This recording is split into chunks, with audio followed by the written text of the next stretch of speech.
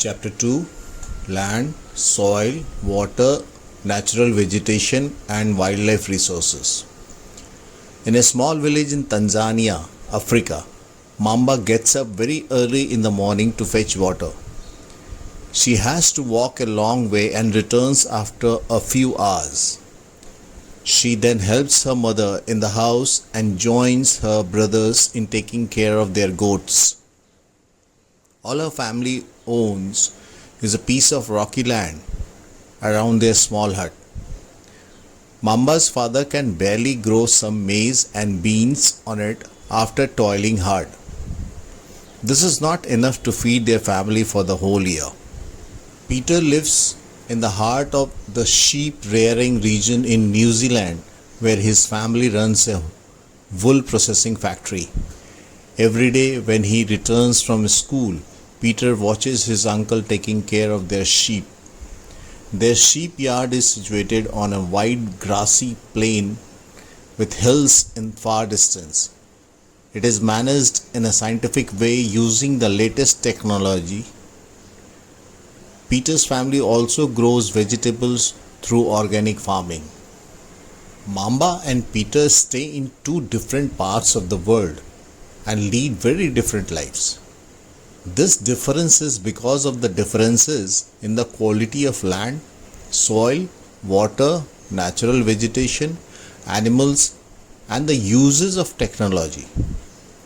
The availability of such resources is the main reason places differ from each other. Land. Land is among the most important natural resources. It covers only about 30% of the total area of the Earth's surface, and all parts of this small percentage are not habitable. The uneven distribution of population in different parts of the world is mainly due to varied characteristics of land and climate. The rugged topography, steep slopes of the mountains, low-lying areas susceptible to water logging, desert areas, thick forested areas are normally sparsely populated or uninhabited. Plains and river valleys offer suitable land for agriculture. Hence, these are the densely populated areas of the world. Land use. Land is used for different purposes such as agriculture, forestry, mining, building houses, roads, and setting up of industries. This is commonly termed as land use. Can you list out the different ways in which Mamba's and Peter's family use their land?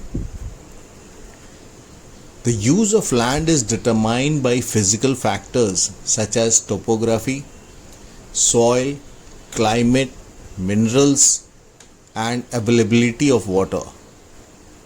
Human factors such as population and technology are also important determinants of land use pattern. Land can also be classified on the basis of ownership as private land and community land. Private land is owned by individuals, whereas community land is owned by the community for common uses like collection of fodder, fruits, nuts, or medical herbs. These community lands are also called common property resources. People and their demands are ever growing, but the availability of land is limited. The quality of land also differs from place to place.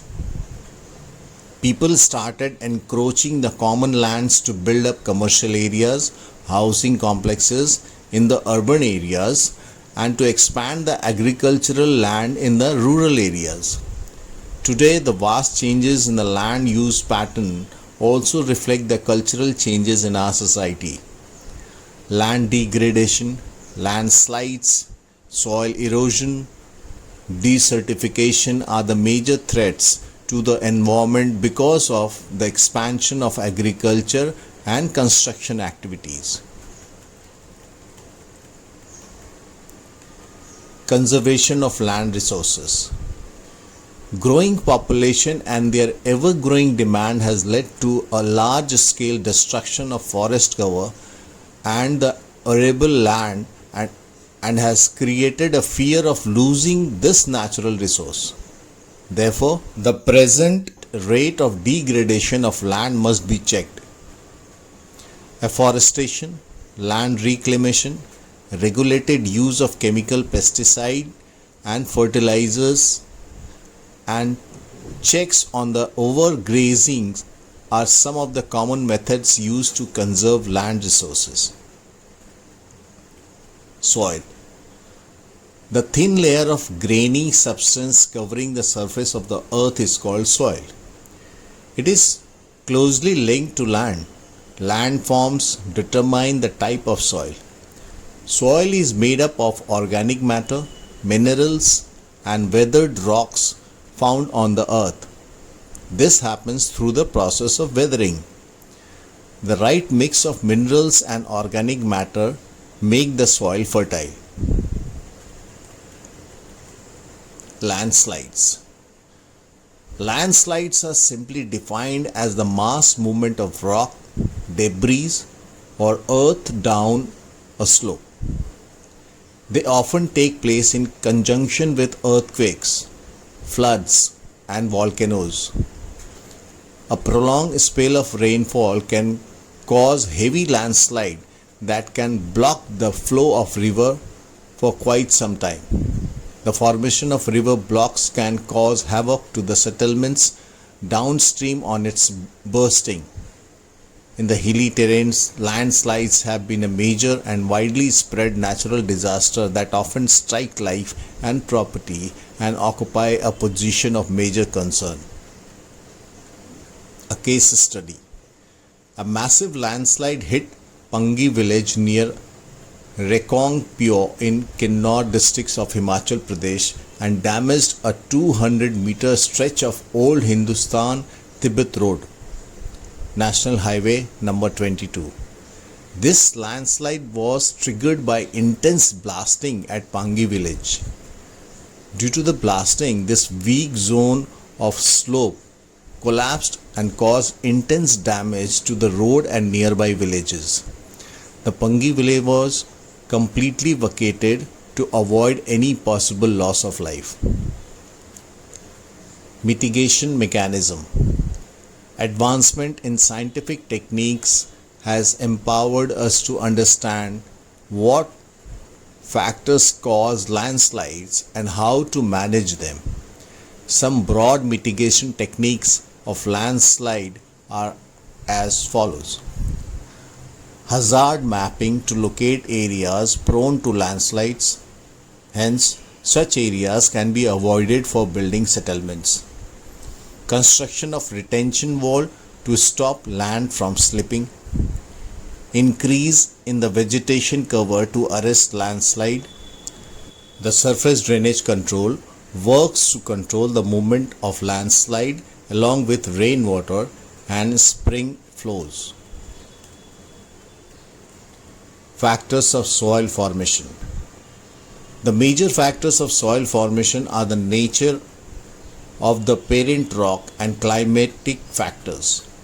Other factors are the topography, role of organic material, and the time taken for the composition of soil formation. All these differ from place to place.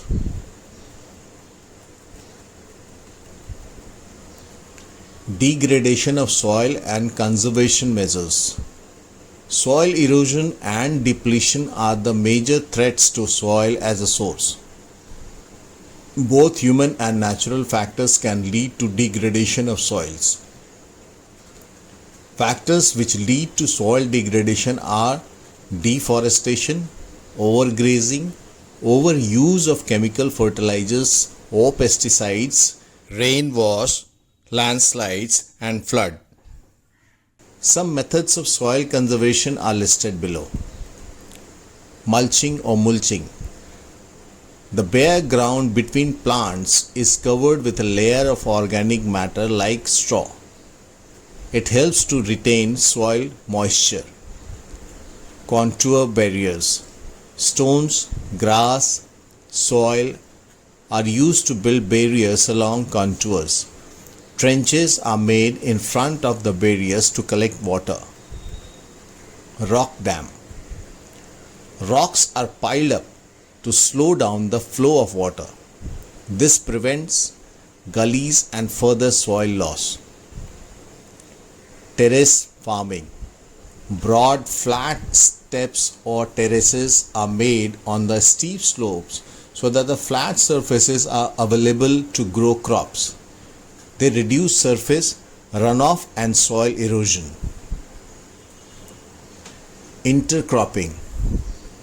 Different crops are grown in alternate rows and are sown at different times to protect the soil from rainwash.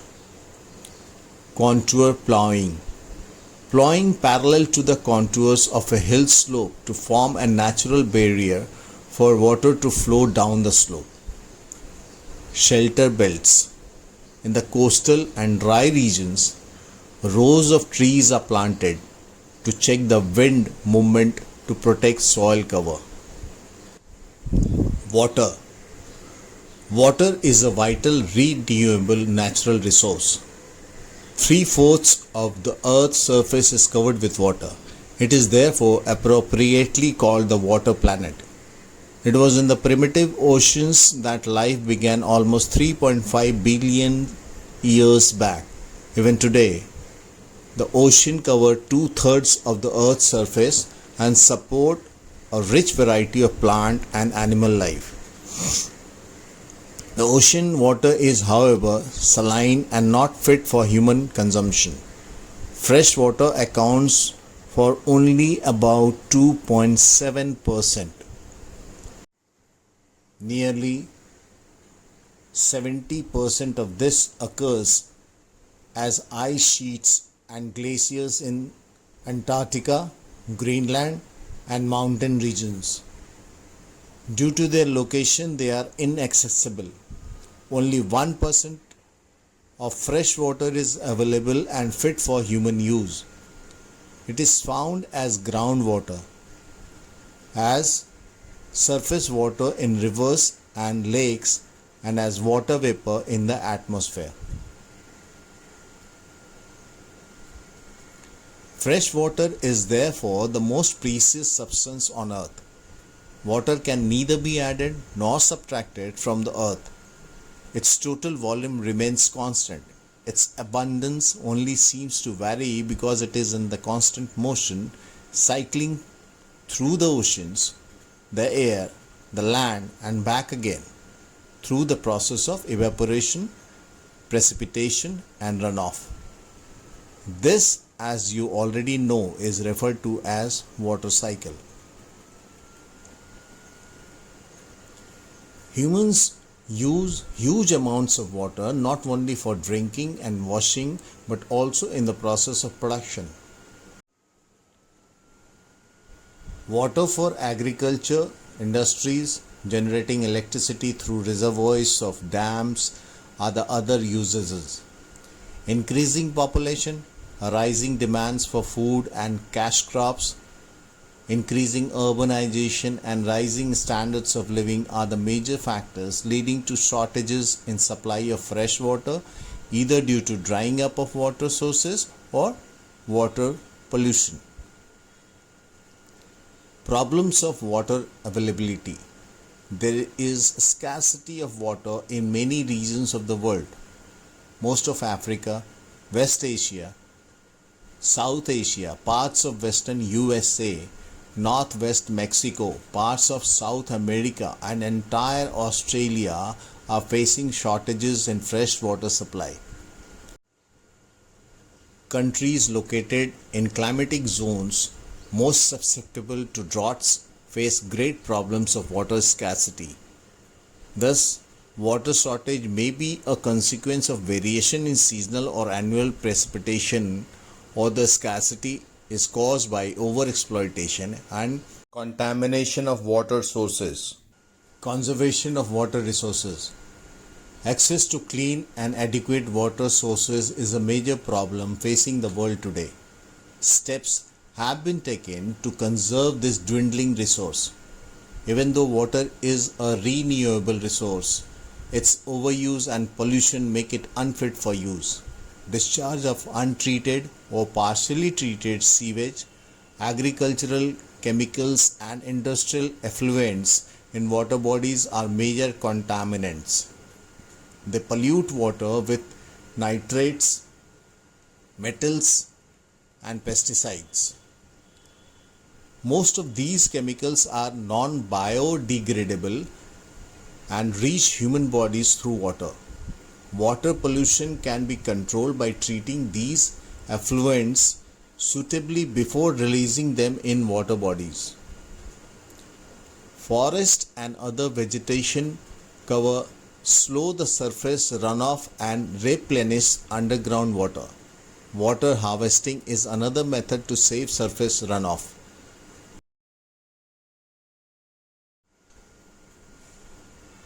The canals used for irrigating field should be properly lined to minimize losses by water seepage.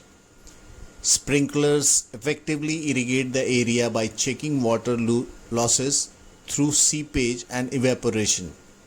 In dry regions with high rates of evaporation, drip or trickle irrigation is very useful.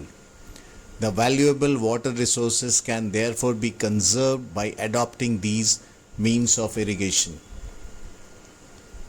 Natural vegetation and wildlife. Some school children were visiting an exhibition on handicrafts. The articles in the exhibition were collected from different parts of the country. Mona picked up a bag and exclaimed, "This is beautiful handbag." "Yes, it is made from jute," the teacher said. "Do you see those baskets, lampshades and chairs? Those are made up of canes and bamboos. In the eastern and northeastern humid regions of India, bamboo grows in plenty." Jessie was excited to see a silk scarf. "See this beautiful scarf."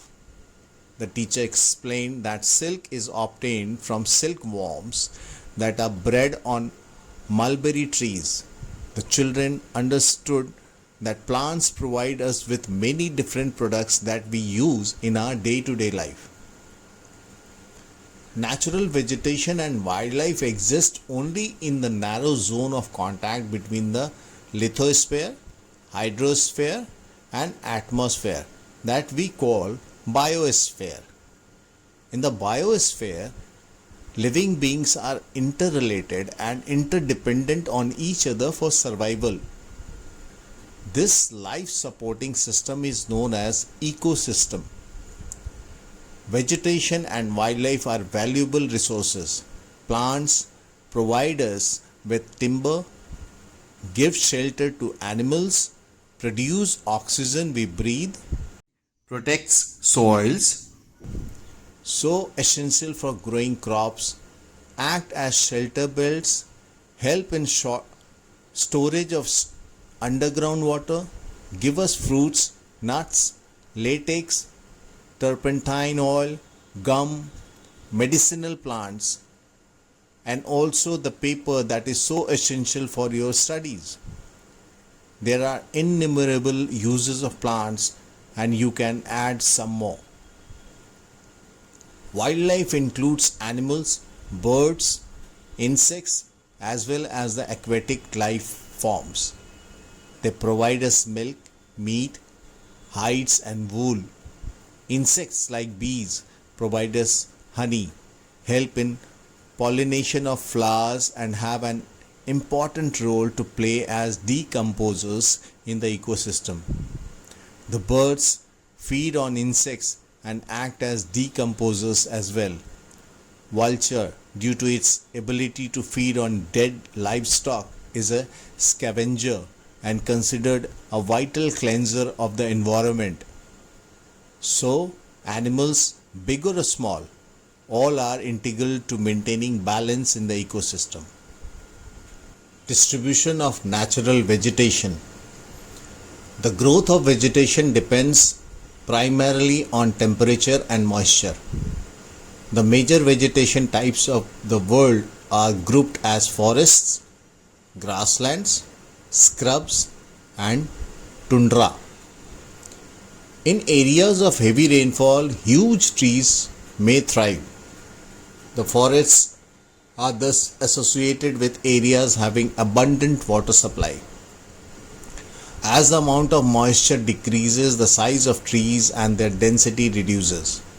Short stunted trees and grasses grow in the regions of moderate rainfall, forming the grasslands of the world. Thorny shrubs and scrubs grow in dry areas of low rainfall.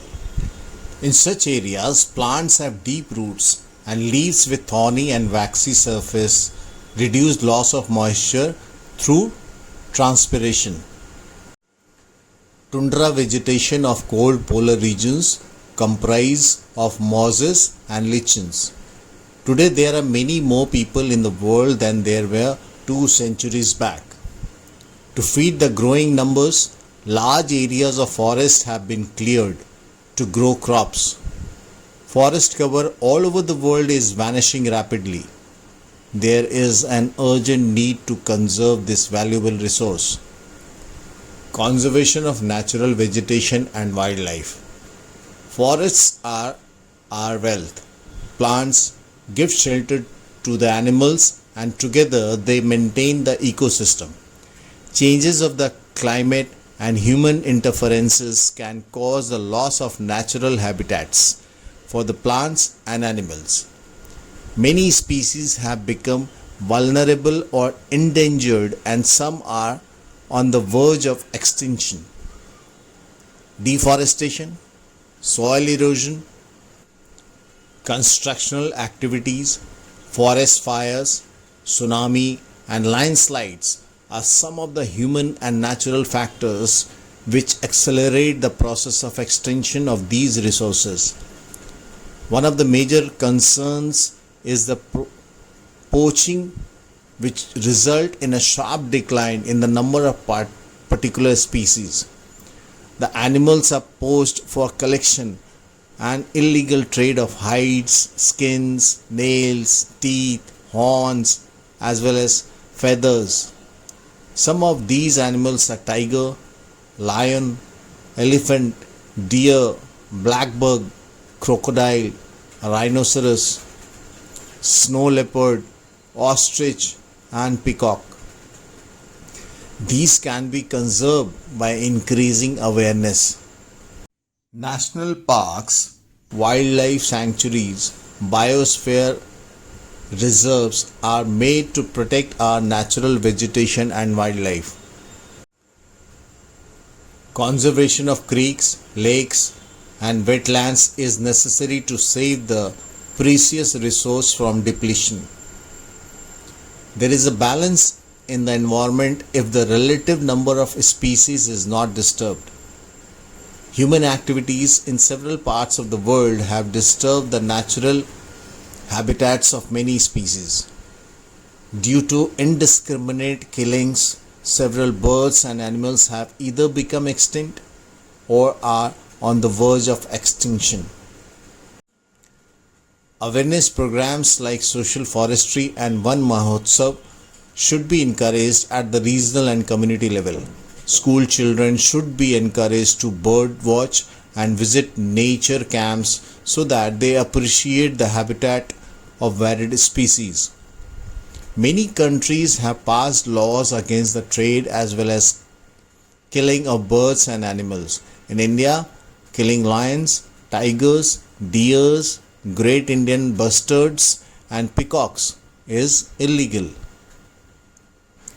An international convention CITES has been established that lists several species of animals and birds in which trade is prohibited. Conservation of plants and animals is an ethical duty of every citizen.